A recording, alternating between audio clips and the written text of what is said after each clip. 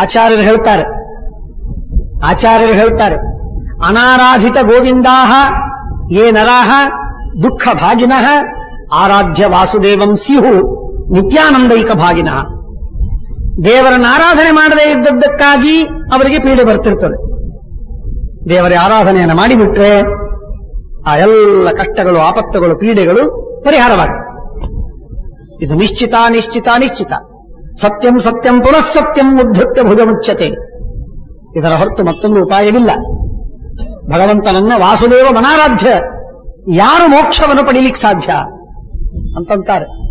ಹಾಗೆ ಸುಖ, ಸೌಖ್ಯ, ಐಶ್ವರ್ಯ, ಸಂಪತ್ತು, ಆಪತ್ತುಗಳ ಪರಿಹಾರ ಇವುಗಳನ್ನು ಮಾಡಿಕೊಳ್ಳುವುದಕ್ಕೂ ಕೂಡ ಭಗವಂತನ ಆರಾಧನೆ ಅತ್ಯಂತ ಅವಶ್ಯಕ. ನಾನಾ ಯೋನಿಷು ಬಂಭ್ರಮೀತಿ. ಪರಮಪುರುಷ ಆರಾಧನೆಯನ್ನು ಬಿಟ್ಟು ಮತ್ತೊಂದೇನು ಸಾಧನೆ ಇದೆ ಅಂತಂತಾರೆ ಟೀಕಾರಾಯರು. ಹಾಗಾಗಿ ಅದಕ್ಕೆ ಹೇಳ್ತಾರೆ ಸ್ವಕರ್ಮಭಿಶ್ಚ ನಹುಷೋ ನಾಶಂ ಯಾಸ್ಯತಿ ದುರ್ಮತಿ. ಅಯೋಗ್ಯ ಸ್ಥಾನದಲ್ಲಿ ಕೂತಿರುವಂತಹ ನಹುಷ ಕೆಳಗೆ ಬಿದ್ದು ಬಿಡ್ತಾನೆ. ಎಂದೆಂದಿಗೂ ಅಯೋಗ್ಯ ಸ್ಥಾನದಲ್ಲಿ ಕೂಡ್ಲಿಕ್ಕೆ ಹೋಗಬಾರದು. ತಮ್ಮ ಸ್ಥಾನವನ್ನು ನೋಡಿಕೊಂಡು ಕೂತ್ಕೋಬೇಕು. ಯೋಗ್ಯವಾದ ಅತ್ಯಂತ ಯೋಗ್ಯವಾದದ್ದರಲ್ಲೇನೆ ತಾನು ಕಾಲಿಡಬೇಕು, ಹೆಜ್ಜೆ ಇಡಬೇಕು, ಕೂಡಬೇಕು.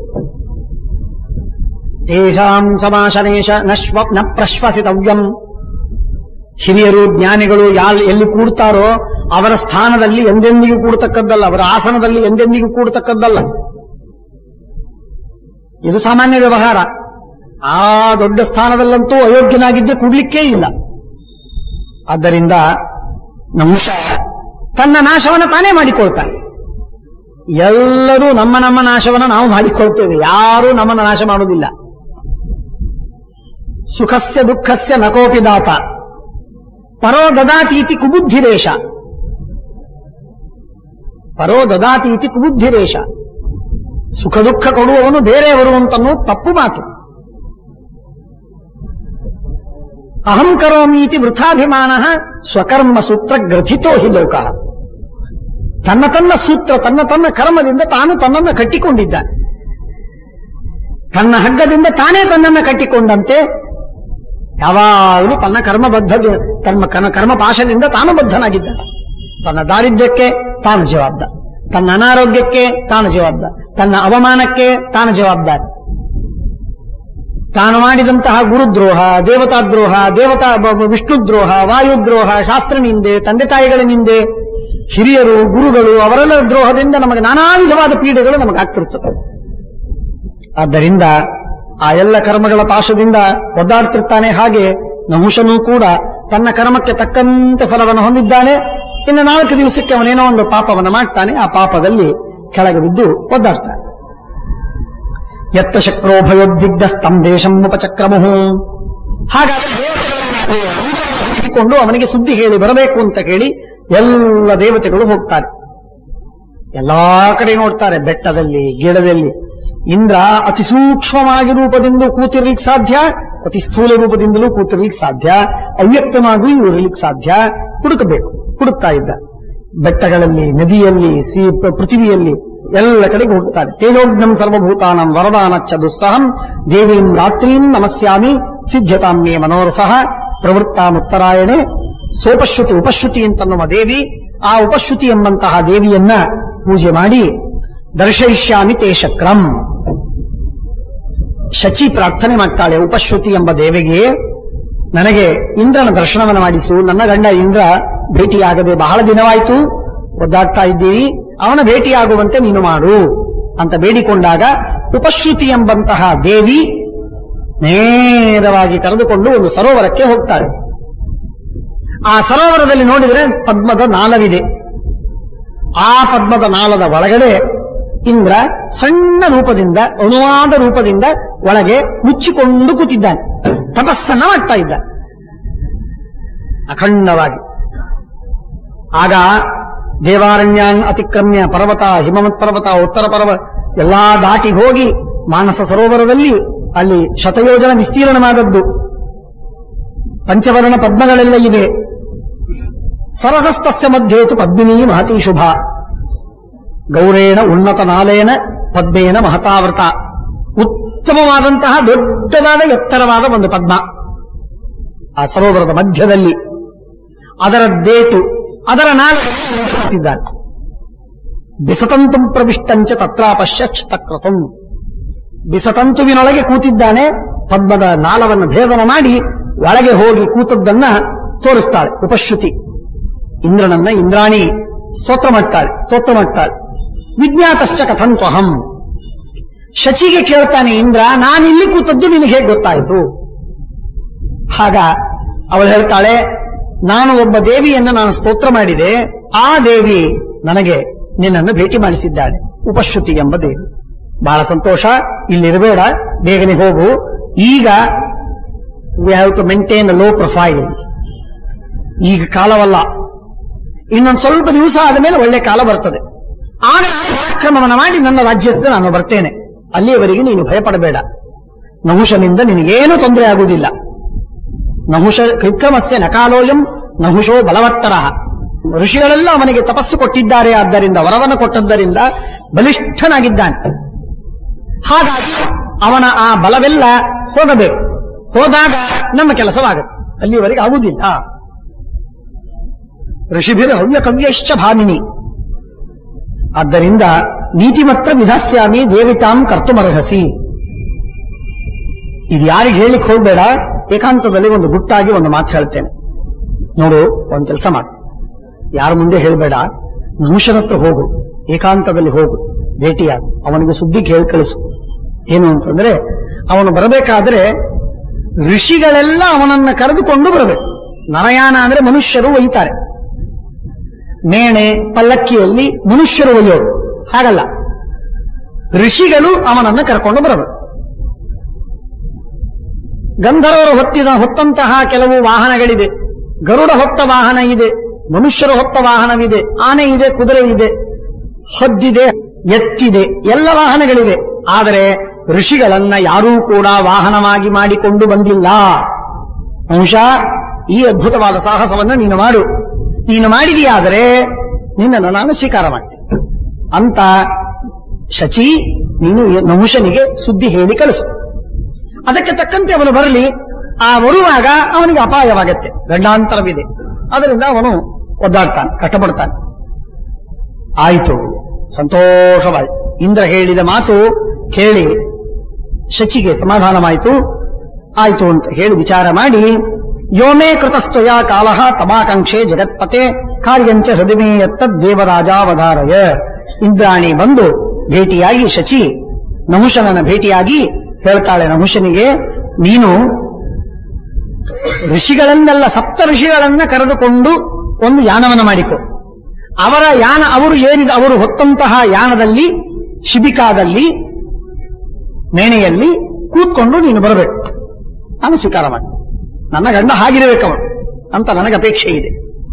ಆದ್ದರಿಂದ ನೀನು ಹಾಗೆ ಬರಬೇಕು ಅಂದಾಗ, ಅಥಾಪೂರ್ವಂ ವಾಹನಂತೆ ಸುರಾಧಿಪ ವಹಂತು ತ್ವಾಂ ಮಹಾಭಾಗಾ ಋಷಯ ಸಂಗತಾ ವಿಭೋ ಸರ್ವೇ ಶಿಬಿಕಯ ಸರ್ವೇಶಾಂ ತೇಜ ಆದತ್ಸೆ ಅಂತ ಹೇಳಿದಾಗ ಖುಷಿಯಾಯ್ತು ನಹುಷನಿಗೆ.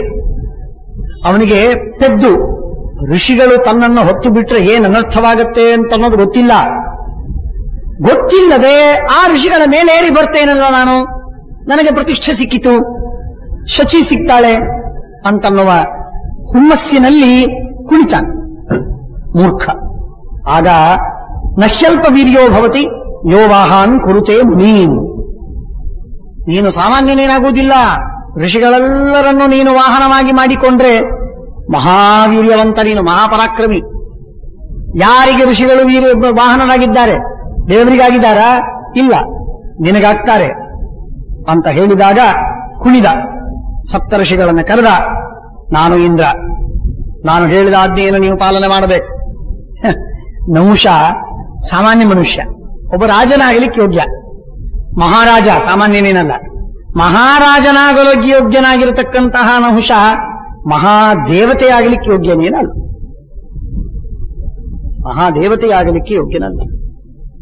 ಅದಕ್ಕಾಗೇನೆ ದೇವತೆಗಳ ಸ್ಥಾನವನ್ನು ಎಂದೆಂದಿಗೂ ಅಪೇಕ್ಷೆ ಪಡಬಾರದು, ಋಷಿಗಳ ಸ್ಥಾನವನ್ನು ಎಂದೆಂದಿಗೂ ಅಪೇಕ್ಷೆ ಪಡಬಾರದು. ವಸಿಷ್ಠಸ್ಯಾಂ, ವಿಶ್ವಾಮಿತ್ರಸ್ಯಾಂ, ಕಶ್ಯಪಸ್ಯಾಂ ಕರ್ದಮಸ್ಯಾಂ ಅಂತ ಅನ್ನಲಿಕ್ಕಿಲ್ಲ, ಪಾಪ ಅದು. ಉಪಪೂರ್ವ ಪದಮಿತಿ ಇತ್ಯೇಕೆ ಭಾವಶಮನವತ್ತದುತ್ತಂ ಓಂ. ಬ್ರಹ್ಮಸೂತ್ರದಲ್ಲಿ ವೇದವ್ಯಾಸದೇವರು ನಿರ್ಣಯ ಮಾಡಿದ ತತ್ವ. ಅಯೋಗ್ಯಮಿಚ್ಛನ್ ಪುರುಷಃ ಪತತ್ತೇವನ ಸಂಶಯ. ಹಾಗಾಗಿ ಆ ನಹುಷನಿಗೆ ಏನ್ ನೋಡಿ ಅಂತ ಪರಿಸ್ಥಿತಿ ಬಂತು. ಇಂದ್ರಾಣಿಯನ್ನಪೇಕ್ಷೆ ಮಾಡಿದ, ಅದರ ಮುಂದೆ ಋಷಿಗಳನ್ನು ತನ್ನ ವಾಹನವಾಗಿ ಮಾಡಿಕೊಂಡ. ಆಯ್ತು, ಋಷಿಗಳೆಲ್ಲ ವಾಹನವಾದರು. ಏನ್ ಮಾಡಬೇಕಿನ್ನು ಹೇಳಿದ್ದಾನೆ, ಆಜ್ಞೆ ಪಾಲನೆ ಮಾಡಿದ್ರು. ವಿಸರ್ಜ್ಯ ಸುಪ್ರತೀಕಂಚ ನಾಗಮ ಐರಾವತಂ ತಥಾ. ದೊಡ್ಡ ಐರಾವತ ಆನೆ ಅದರ ಮೇಲೆ ಕೂತ್ಕೊಂಡು ಬರಬೇಕಾದವನು ಬಿಟ್ಟ, ಋಷಿಗಳ ಈ ವಾಹನದಲ್ಲಿ ಏರಿದ, ಕೂತ್ಕೊಂಡ. ಹಂಸಯುಕ್ತಂ ವಿಮಾನಂಚ ಹರಿಯುಕ್ತಂ ತಥಾರಥಂ ಎಲ್ಲ ಬಿಟ್ಟ. ಅಬ್ರಹ್ಮಣ್ಯೋ ಬಲೋಪೇತಃ. ಬ್ರಾಹ್ಮಣರಲ್ಲಿ ಶ್ರದ್ಧೆ ಹೋಗಿದೆ, ಬ್ರಾಹ್ಮಣರನ್ನ ತನ್ನ ಆಳು ಅಂತ ಮಾಡಿಕೊಳ್ತಾ ಇದ್ದಾನೆ. ಜ್ಞಾನಿಗಳತ್ರ, ಬ್ರಾಹ್ಮಣರತ್ರ, ಪಂಡಿತರತ್ರ ಆಳಿನಂತೆ ವರ್ತನೆ ಮಾಡಿಕೊಳ್ಳಬಾರದವರನ್ನ. ತನ್ನ ಆಳಾಗುವುದಿಲ್ಲ.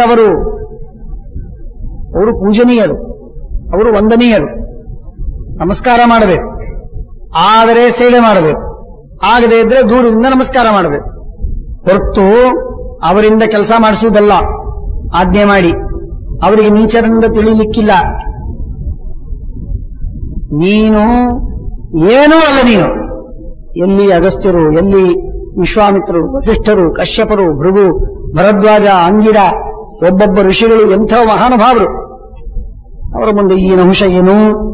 ಹಾಗಾಗಿ ಶಕ್ರಂ ಮೃಗಾಯ ಶೀಘ್ರಂ ಮೇ ಶೀಘ್ರಂ ತ್ವಂ ಮುಕ್ತ ಭಕ್ತಾಯಾಹ ಕುರುಮೇ ಹೃದಯಂ ನಹ್ಯೇಷ ಸ್ಥಾಸ್ಯತಿ ಚಿರಂ ಗತ ಏಷ ನರಾಧಮಃ ಅಂತ ಹೇಳಿ ಆ ಕಡೆಗೆ ಅವನ ವಾಹನದಲ್ಲಿ ಕೂತ್ಕೊಂಡು ಬರ್ತಾ ಇದ್ದಾನೆ.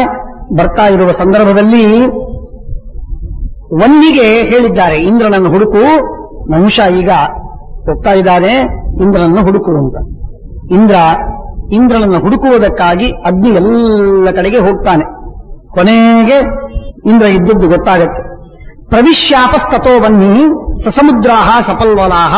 ಆ ಸರೋವರದಲ್ಲಿ ಹೋಗಿ ಬಿಸನಾಲದಲ್ಲಿ ಕೂತ ಇಂದ್ರನನ್ನು ಭೇಟಿಯಾಗಿ ಅವನಿಗೆ ಮಾತಾಡಿಸಿ ಹೇಳ್ತಾನೆ, ಅಣುಮಾತ್ರೇಣ ವಪುಷ ಪದ್ಮತಂತ್ವಾಶ್ಚಿತಂ ಪ್ರಭುಂ ದೇವರ್ಷಿ ಗಂಧರ್ವೈ ಸಹಿತೋತು ಬೃಹಸ್ಪತಿ ತುಷ್ಟ. ಸ್ತೋತ್ರ ಮಾಡ್ತಾನೆ ಇಂದ್ರನನ್ನ ಸ್ತೋತ್ರ ಮಾಡಿ ಅವನಿಗೆ ಬಲ ಹೆಚ್ಚಾಗುವಂತೆ ಮಾಡ್ತಾನೆ. ನಿನ್ನ ರೂಪದಿಂದ ನೀನು ಬಂದು ನಮ್ಮನ್ನ ಒಳ್ಳೆಯದು ಮಾಡಬೇಕು. ನಹುಷ ಮಹಾ ಉನ್ಮತ್ತನಾಗಿದ್ದಾನೆ, ಪರಿಹಾರವಾಗಬೇಕು. ಮಾನುಷೋ ನಹುಷೋ ರಾಜ ದೇವಋಷಿ ಗಣತೇಜಸ ದೇವರಾಜ್ಯಮನುಪ್ರಾಪ್ತ ಸರ್ವಾನ್ನೋ ಬಾಧತೆ ಭೃಶಂ. ನಮ್ಮೆಲ್ಲರಿಗೆ ಪೀಡೆ ಕೊಡ್ತಾ ಇದ್ದಾನೆ. ಏನಿದ್ರೂ ಅವನು ಮನುಷ್ಯ, ನಮಗೆ ಇಷ್ಟು ತೊಂದರೆ ಕೊಡ್ತಾ ಇದ್ದಾನೆ, ಸಹನೆ ಮಾಡ್ಲಿಕ್ಕಾಗ್ತಾ ಇಲ್ಲ. ತಪಸಾಕೇನ ವಾಯುಕ್ತ ಕಿಂ ವೀರ್ಯೋವ ಬೃಹಸ್ಪತೆ ಅಂತ ಹೇಳಿದಾಗ ತಾನಬ್ರವೀನ್ ನಹುಷೋ ನಾಸ್ಮಿ ಶಕ್ರಃ ಆಪ್ಯಾಯಬ್ಧಂ ತಪಸಾ ತೇಜಸಾ ಮಾಂ ಮಾತ್ವಂ ಪಶ್ಯೇಯು ನಹುಷಂ ವೈ ಕದಾಚಿತ ಅಂತ ಹೇಳಿ ಎಲ್ಲರೂ ಆ ನಹುಷನನ್ನ ಕರೆದುಕೊಂಡು ಹೊತ್ತು ಋಷಿಗಳು ಬರ್ತಾ ಇದ್ದಾರೆ. ಋಷಿಗಳು ಬರ್ತಾ ಇರುವ ಸಂದರ್ಭದಲ್ಲಿ ಅಗಸ್ತ್ಯರಿಗೆ ಒಂದು ವಾದ ಶುರುವಾಗಿದೆ. ಅಗಸ್ತ್ಯರು ಅವನಿಗೆ ಕೇಳಿದ್ದಾರೆ. ಏನ್ ಕೇಳಿದ್ದಾರೆ ಅಂದ್ರೆ, ಪರ್ಯಪೃಚ್ಛತ ದೇವೇಶಃ ಪ್ರಹೃಷ್ಟೋ ಬ್ರಹ್ಮಣ ಋಷಭಂ ಸ್ವರ್ಗ. ಅಗಸ್ತ್ಯರು ಕೆಲವು ಮಂತ್ರಗಳನ್ನು ಅಂತಾರೆ. ಆ ಮಂತ್ರಗಳನ್ನಂದು, ಅದು ಬ್ರಹ್ಮದೇವರು ಹೇಳಿದ ಮಂತ್ರಗಳು, ವೇದದ ಮಂತ್ರಗಳು. ಆ ಮಂತ್ರಗಳನ್ನಂದು ನಹುಷನಿಗೆ ಕೇಳ್ತಾರೆ. ಏನ್ ಕೇಳ್ತಾರೆ? ನಹುಷ, ಈ ಮಂತ್ರಗಳು ಪ್ರಮಾಣವೋ ಅಲ್ಲವೋ? ಅಗಸ್ತ್ಯರನ್ನ ಅನ್ನುವಾಗ ಅದನ್ನು ಕೇಳಿಕೊಂಡ. ಅದರಲ್ಲಿ ಪರಸ್ತ್ರೀ ಸಂಘವನ್ನು ಮಾಡಿದರೆ ಮಹಾಪಾಪ ಅಂತ ಹೇಳಿದ ಮಾತು. ಅದನ್ನು ಕೇಳಿಸಿಕೊಂಡಿದ್ದ, ಗೊತ್ತಿತ್ತವನಿಗೆ. ಹಾಗಾಗಿ ಈ ಮಂತ್ರಗಳು ಪ್ರಮಾಣವೇ ಅಲ್ಲ ಅಂತ ಹೇಳಿಬಿಟ್ಟ. ವೇದವಾಕ್ಯ ನೋಡಿ, ಒಂದಕ್ಕೊಂದು ಸೇರಿದಂತೆ ಬೆಳೀತಾ ಹೋಗುತ್ತೆ. ಪಾಪಗಳು ಬೆಳೀತಾ ಹೋಗುತ್ತೆ. ಅಯೋಗ್ಯ ಸ್ಥಾನದಲ್ಲಿ ಕೂತ್ಕೊಂಡ್ರೆ, ಒಂದು ಕೆಲಸ ಕೆಟ್ಟ ಕೆಲಸ ಮಾಡಿದರೆ ಅದನ್ನು ಸಾಧಿಸುವುದಕ್ಕೆ ಮತ್ತೊಂದು ಕೆಟ್ಟ ಕೆಲಸ, ಅದಕ್ಕೆ ಮತ್ತೊಂದು ಕೆಟ್ಟ ಕೆಲಸ, ಅದಕ್ಕೆ ಇನ್ನೊಂದು, ಹೀಗೆ ಸೇರ್ತಾ ಹೋಗುತ್ತೆ. ದೃಷ್ಟಾಂತ ನಹುಷ. ಪ್ರಪಾತ ಹೇಗಾಗತ್ತೆ ಅಂತನ್ನೋದಕ್ಕೆ ಶತಮುಖವಾಗಿ ಪ್ರಪಾತವಾಗತ್ತೆ. ಅದಕ್ಕೆ ದೃಷ್ಟಾಂತ ನಹುಷ. ಆಗ ಯೈಮೇ ಬ್ರಹ್ಮಣ ಪ್ರೋಕ್ತಾಹ ಮಂತ್ರ ವೈ ಪ್ರೋಕ್ಷಣೆ ಗವಾಂ ಏತೆ ಪ್ರಮಾಣಂ ಭವತ ಉತಾಹೋ ನೀತಿ ವಾಸವಂ ನಹುಷೋ ನೀತಿತಾನಾಹ. ನಹುಷ ಅಲ್ಲ ಅಂತ ಹೇಳಿದ. ಆಗ ತಮಸಾ ಮೂಢಚೇತನ, ಅಜ್ಞಾನದಿಂದ ಮೋಹಿತನಾಗಿ ಅವು ಪ್ರಮಾಣವಲ್ಲ ಅಂತ ಹೇಳಿದಾಗ ಪ್ರಮಾಣಮೇತದಸ್ಮಾಕಂ ಪೂರ್ವಂ ಪ್ರೋಕ್ತಂ ಮಹರ್ಷಿಭಿ ಅಂತ ಹೇಳಿ ಇವು ಪ್ರಮಾಣವೇ ಅಂತ ಅಗಸ್ತ್ಯರು ಸಾಧಿಸ್ತಾರೆ. ಋಷಿಗಳೆಲ್ಲ ಹೇಳ್ತಾರೆ. ತಥೋ ವ್ಯವದಮಾನಸ್ಸಹ ಋಷಿಭಿಸ್ಸಹ ಮುನಿಭಿಸ್ಸಹ ವಾಸವಃ ಅಥಮಾಮಸ್ಪೃಶನ್ ಮೂರ್ಧಿ ಪಾದೇನ ಅಧರ್ಮ ಪೀಡಿತ. ಹೊತ್ತಿದ್ದಾರೆ, ಎಲ್ಲರೂ ಹೆಗಲ ಮೇಲೆ ಆ ಶಿಬಿಕಾವನ್ನು ಹೊತ್ತಿದ್ದಾರೆ, ಮೇಣೆಯನ್ನ ಹೊತ್ತಿದ್ದಾರೆ. ಮೇಣೆಯ ಮೇಲೆ ಕೂತಿದ್ದಾನೆ ನಹುಷ. ಅಗಸ್ತ್ಯ ಋಷಿಗಳು ಒಂದು ಕಡೆಗೆ ಇದ್ದಾರೆ. ಅವರ ಜೊತೆಗೆ ಮಾತು ಆಯಿತು. ಋಷಿಗಳೆಲ್ಲ ಹೇಳಿದರು ಪ್ರಮಾಣ ಅಂತ. ತನ್ನ ಮಾತಿಗೆ ವಿರುದ್ಧವಾಗಿ ಅವರು ಹೇಳಿದರು ಋಷಿಗಳು ಅಂತ ಹೇಳಿ ಕೋಪದಿಂದ ಅಗಸ್ತ್ಯರಿಗೆ ಕಾಲಿನಿಂದ ಝಾಡಿಸಿ ಹೊಡಿತಾನೆ ಅಗಸ್ತ್ಯ ಋಷಿಗಳನ್ನು. ಏನಾಗುತ್ತೆ ನೋಡಿ. ಅಗಸ್ತ್ಯ ಋಷಿಗಳಿಗೆ ಒದ್ದೊದ್ದೇ ತಡ, ಅವರು ಶಾಪ ಕೊಟ್ಟರು. ಮೂರ್ಖ, ಅವಿವೇಕಿ, ಇದೇ ಕಾರಣಕ್ಕಾಗಿ ನಿನ್ನನ್ನು ನಾವು ಸಹನೆ ಮಾಡಿದ್ವಿ. ಭ್ರಷ್ಟ, ನಿನಗೆ ಸಾಮಾನ್ಯ ಮನುಷ್ಯ, ನಿನಗೇನೋ ದೇವತಾ ಸ್ಥಾನದಲ್ಲಿ ಇಟ್ಟಿದ್ದೇವೆ ಅಂತ ಅನ್ನೋದಕ್ಕೆ ನೀನು ದೇವತೆ ಆಗಲಿಲ್ಲ. ಇಷ್ಟು ಅಹಂಕಾರ ಪಡಬಾರದು. ಈ ಅಹಂಕಾರ ಪಟ್ಟದ್ದಕ್ಕೆ, ಆ ತಪ್ಪಿಗೆ, ಆ ಅಪರಾಧಕ್ಕಾಗಿ ನಿನಗೆ ಶಿಕ್ಷೆಯನ್ನು ಕೊಡ್ತೇನೆ. ನೀನು ಭೂಮಿಯಲ್ಲಿ ಯುಗ ಯುಗಗಳವರೆಗೆ ನೀನು 10,000 ಸರ್ಪನಾಗಿ ಬಿದ್ದಿರು ಅಂತ ಅವನಿಗೆ ಶಾಪವನ್ನು ಕೊಟ್ಟು ಕಳಿಸಿಬಿಡ್ತಾರೆ. ಅದೃಷ್ಟಂ ದೂಷಯಸಿಮೆ ಯಚ್ಚ ಮೂರ್ಧ್ಯ ಸ್ಪೃಶಸ್ಪದ. ಪುಣ್ಯಕ್ಕೆ ಪುಣ್ಯವಲ್ಲ ಅಂತ ಹೇಳಿ, ಪಾಪಕ್ಕೆ ಪಾಪವಲ್ಲ ಅಂತ ಹೇಳಿ, ವೇದಗಳನ್ನು ಅಪ್ರಮಾಣ ಅಂತ ಹೇಳಿ ನನ್ನ ತಲೆಗೆ ಕಾಲಿನಿಂದ ಒದ್ದು ಪಾಪ ಮಾಡ್ತಿ ಮೂರ್ಖ, ಅವಿವೇಕಿ. ವಾಹಾಂಕೃತ್ವ ವಾಹಯಸಿ ತೇನ ಸ್ವರ್ಗಾದ್ ಪೃತಪ್ರತ ಪ್ರಭ. ಋಷಿಗಳನ್ನ ವಾಹನವನ್ನಾಗಿ ಮಾಡಿಕೊಂಡು ಕರ್ಕೊಂಡು ಹೋಗೋದ? ಛೇ, ಇದಕ್ಕೆ ಇತಿಮಿತಿ ಇಲ್ಲ. ಇದಕ್ಕೆ ನಿಮಗೆ ಪಾಪಕ್ಕೆ ಭ್ರಷ್ಟನಾಗಲಿ. ಧ್ವಂಸ ಪಾಪ ಪರಿಭ್ರಷ್ಟ ಕ್ಷೀಣ ಪುಣ್ಯೋ ಮಹೀತಲೆ. ಭೂಮಿಗೆ ಪಾಪಿಷ್ಠನಾಗಿದ್ದೀನಿ, ಧ್ವಸ್ತನಾಗ. 10 ವರ್ಷ ಸಹಸ್ರ ಸರ್ಪಧೂರು ರೂಪಧರೋ ಮಹಾನ್. 10,000 ವರ್ಷಗಳವರೆಗೆ ಹಾವಿನ ರೂಪದಿಂದ ಬಿದ್ದಿರು. ಧರ್ಮರಾಜ ಬರ್ತಾನೆ. ಯಾರು ನಿನ್ನನ್ನ 6ನೇ ಕಾಲದಲ್ಲಿ, ಷಷ್ಠ ಕಾಲದಲ್ಲಿ ನೀನು ಅವರನ್ನ ಹಿಡಿದಾಗ ತನ್ನನ್ನು ತಾನು ಬಿಡಿಸಿಕೊಳ್ಳುವ ಪ್ರಯತ್ನವನ್ನ ಮಾಡದೆ, ಸರ್ವಥಾ ಪ್ರಯತ್ನವನ್ನ ಮಾಡದೆ ಹಾಗೇ ನಿಂತ್ಕೊಂಡಿರ್ತಾನೆ ನಿನ್ನ ಪಾಶಕ್ಕೆ ಬದ್ಧನಾಗಿ. ಅವನು ನಿನ್ನ ಎಲ್ಲ ತೇಜಸ್ಸನ್ನ, ಶಕ್ತಿಯನ್ನ, ಪುಣ್ಯವನ್ನ, ತಪಸ್ಸನ್ನ ಅಪಹಾರ ಮಾಡ್ತಾನೆ. ಜೊತೆಗೆ ಧರ್ಮರಾಜ ಬಂದು ನಿನ್ನ ಭೇಟಿಯಾದಾಗ ನೀನು ನಹುಷ ರೂಪದಿಂದ, ಸರ್ಪ ರೂಪದಿಂದ ನೀನು ಮುಕ್ತನಾಗ್ತಿ. ಅಲ್ಲಿಯವರೆಗೆ ಆಗುವುದಿಲ್ಲ ಅಂತ ಹೇಳಿ ಅಗಸ್ತ್ಯರು ಶಾಪ ಕೊಡ್ತಾರೆ ಅವನಿಗೆ. ದೃಷ್ಟ್ವಾ ಯುಧಿಷ್ಠಿರಂ ನಾಮ ತವ ವಂಶ ಸಮುದ್ಭವಂ ನಿಹತೋ ಬ್ರಹ್ಮಪಾ ಶಾಪೇನ ಪ್ರಪದ್ಯಸ್ವ ತ್ರಿವಿಷ್ಟಪಂ ಅಂತ ಹೇಳಿದಾಗ ಒಂದು ಕ್ಷಣದಲ್ಲಿ ನಿಚ್ಚಣಿಕೆಯಿಂದ ಇಳಿದಂತೆ ಅಲ್ಲ, ಲಿಫ್ಟಿನಿಂದ ಕೆಳಗಿಳಿದು ಬಂದಂತೆ ಅಲ್ಲ, ಜೋರಾಗಿ ಮಳೆ ಹನೆ ಕೆಳಗೆ ಹೇಗೆ ಬೀಳಬೇಕೋ, ಏನು ಮಧ್ಯ ಆತಂಕವಿಲ್ಲದೆ ಕೆಳಗೆ ಬಿದ್ದು ಬಿಡಬೇಕೋ ಭೂಮಿಗೆ, ಹಾಗೆ ಅಪ್ಪಳಿಸಿಕೊಂಡು ಬಿದ್ದ. ನಹುಷ ಬಿದ್ದವನೇ ಸರ್ಪನಾದ. ಒಂದು ಸರ್ಪನಾದವನು ಇಂದಿನವರೆಗೆ ಇನ್ನೂ ಸರ್ಪನಾಗಿದ್ದ. ನಿನ್ನ ದರ್ಶನವಾದ ಮೇಲೆ ಅವನ ಉದ್ಧಾರವಾಯಿತು. ಈ ಮಾತು ಕಥೆಯನ್ನು ಹೇಳ್ತಾನೆ ಶಲ್ಯ. ಈ ಕಥೆಯನ್ನು ಹೇಳ್ತಾನೆ ಶಲ್ಯ. ಅಂದ್ರೆ ನೋಡಿ, ಕಥೆ ಯುಧಿಷ್ಠಿರನ ದರ್ಶನದಿಂದ ಉದ್ಧಾರವಾಗತ್ತೆ ಅಂತನ್ನುವ ಮಾತನ್ನು ಹೇಳಬೇಕಾದ್ರೆ ಈ ಮಾತು ಅಷ್ಟು ಜನಜನಿತವಾಗಿ ಮಹಾಭಾರತದ ಮುಖಾಂತರ ಇದೆಲ್ಲ ಮಾತು ಪ್ರಸಿದ್ಧವಾಗಿತ್ತು. ಹಾಗಾಗಿ ದಿಷ್ಟ್ಯಾವರ್ಧಾಮಹೇ ಶಕ್ರ ಹತೋ ಬ್ರಹ್ಮರ್ಷಿ ಕಂಟಕಃ. ಹೀಗಾಗಿ ಬ್ರಹ್ಮರ್ಷಿಗಳಿಗೆ ಕಂಟಕದಂತೆ ಇರತಕ್ಕಂತಹ ಅಂಶ ಕೆಳಗೆ ಬಿದ್ದಾನೆ. ಅವನು ಹೋಗಿದ್ದಾನೆ, ಯಾವ ಅಪಾಯವಿಲ್ಲ, ಈಗ ಸುರಕ್ಷಿತವಾಗಿದೆ. ನೀನು ರಾಜನಾಗೂ, ಇಂದ್ರ ಪದವಿಗೆ ನೀನು ಬಾ ಅಂತ ಹೇಳಿದ್ದಾರೆ. ಆಗ ಐರಾವತಂ ಸಮಾರೋಹ್ಯ ದ್ವಿಪೇಂದ್ರಂ ಲಕ್ಷಣೈರ್ಯುತಂ, ಐರಾವತವನ್ನು ಏರಿ ಎಲ್ಲ ದೇವತೆಗಳಿಂದ ಕೂಡಿಕೊಂಡು ಎಲ್ಲರಿಂದ ಸ್ತುತನಾಗಿ ವಿಶೇಷವಾಗಿ ಅಂಗಿರ ಋಷಿಗಳು ಬಂದು ಸ್ತೋತ್ರವನ್ನು ಮಾಡ್ತಾರೆ. ಅಥರ್ವ ವೇದದಿಂದ ಪಟ್ಟಾಭಿಷೇಕವನ್ನು ಮಾಡ್ತಾರೆ, ಪೂಜೆ ಮಾಡ್ತಾರೆ. ಅಥರ್ವ ವೇದದಿಂದ ಪೂಜೆ ಮಾಡಿದಾಗ ವರಂಚ ಪ್ರದದೌ ತಸ್ಮೈ ಅಥರ್ವಾಂಗಿರಸೇ ತದಾ, ಅಥರ್ವಾಂಗಿರಸ ಋಷಿಗಳಿಗೆ ವರವನ್ನು ಕೊಡ್ತಾನೆ ಇಂದ್ರ. ಅಥರ್ವಾಂಗಿರಸಂ ನಾಮ ವೇದೇಸ್ಮಿನ್ ವೈ ಭವಿಷ್ಯತಿ. ಆ ಅಥರ್ವಾಂಗಿರಸ ಇದು ಪಟ್ಟಾಭಿಷೇಕಕ್ಕೆ ಉತ್ತಮವಾದ ವೇದವಾಗಲಿ, ಆ ಅಥರ್ವ ವೇದಕ್ಕೆ ನಿಮ್ಮ ಹೆಸರು ಬರಲಿ. ಆಂಗಿರಸ ಅಥರ್ವಾಂಗಿರಸ ಎಂಬ ಹೆಸರು ಬರಲಿ ಅಂತ ಹೇಳಿ ಯಜ್ಞಭಾಗಂಚ ಲಪ್ಸಸೆ, ಅಂಗಿರಸ ಋಷಿಗಳಿಗೆ ಯಜ್ಞದಲ್ಲಿ ಆಹುತಿ ಸಿಗಲಿ, ದೊರೆಯಲಿ ಎಂಬುದಾಗಿ ಇಂದ್ರ ವರವನ್ನು ಕೊಟ್ಟಿದ್ದಾನೆ. ಆ ವರಕ್ಕೆ ತಕ್ಕಂತೆ ಆ ಅಥರ್ವಾಂಗಿರಸ ಋಷಿಗಳು ಉತ್ತಮವಾದ ಸಿದ್ಧಿಯನ್ನು ಪಡೆದರು. ಭವಾನ್ ಇಷ್ಟೆಲ್ಲ ಹೇಳಿ ರಾಜ್ಞಾಂ ಯೂಢೇಶ್ವನೀಕೇಶು ಶ್ರೋತವ್ಯಂ ಜಯಮಿಚ್ಛತ, ಯಾರು ಇದನ್ನು ಕೇಳ್ತಾರೋ ಅವರಿಗೆ ಉತ್ತಮವಾದ ಜಯವಾಗುತ್ತೆ, ಭಾರಿ ವಿಜಯ, ಅವರಿಗೆ ಸೋಲಾಗುವುದಿಲ್ಲ.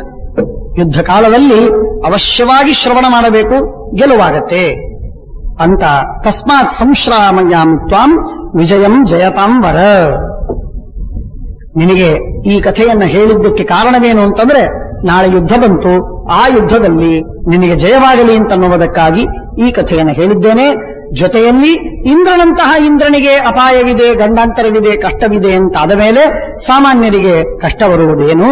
ನೀನು ಭೂಮಿಯಲ್ಲಿ ಅವತಾರ ಮಾಡಿದ ಉತ್ತಮ ದೇವತೆಯಾಗಿದ್ದರೂ ಮನುಷ್ಯನಾಗಿ ಅವತಾರ ಮಾಡಿದ್ದೀಯಾದ್ದರಿಂದ ನಿನಗೆ ಅಪಾಯಗಳು, ದುಃಖ, ಕಷ್ಟ ಬಂದಿದೆ. ಆ ಎಲ್ಲ ಕಷ್ಟಗಳನ್ನ ಭಗವಂತನ ಆರಾಧನೆಯಿಂದ ನೀನೆಲ್ಲವನ್ನು ಕಳೆದುಕೊಳ್ಳುವುದು ನಿಶ್ಚಿತ, ಇದರಲ್ಲಿ ವಿವಾದ ಬೇಡ ಎಂದು ಹೇಳಿ ಇಂದ್ರನಿಗೆ, ಧರ್ಮರಾಜನಿಗೆ ಸಮಾಧಾನಗೊಳಿಸ್ತಾನೆ. ಶಲ್ಯ ಅದನ್ನು ಕೇಳಿದಾಗ ಬಹಳ ಸಂತೋಷವಾಯಿತು, ಸಮಾಧಾನವಾಯಿತು. ನನ್ನಂಥ ದುಃಖಿಗಳು ಯಾರಾದರೂ ಜಗತ್ತಿನಲ್ಲಿದ್ದಾರೆಯೇ ಅಂತ ನಾನು ಅನ್ಕೋತಾ ಇದ್ದೆ. ಲೋಮಶ ಋಷಿಗಳು ಒಂದೆರಡು ಕಥೆಗಳನ್ನು ಹೇಳಿದ್ರು, ರಾಮನ ಚರಿತ್ರೆ ಹಾಗೂ ನಲನ ಚರಿತ್ರೆ. ಈಗ ನೀವು ಇಂದ್ರನ ಕಥೆಯನ್ನು ಹೇಳಿದ್ರಿ, ಜೊತೆಗೆ ವಿಜಯವನ್ನು ಕೊಡತಕ್ಕಂತಹ ಈ ಪವಿತ್ರವಾದ ಆಖ್ಯಾನಕವನ್ನು ಕೇಳಿದ್ದಕ್ಕಾಗಿ ನಾನು ಧನ್ಯನಾಗಿದ್ದೇನೆ.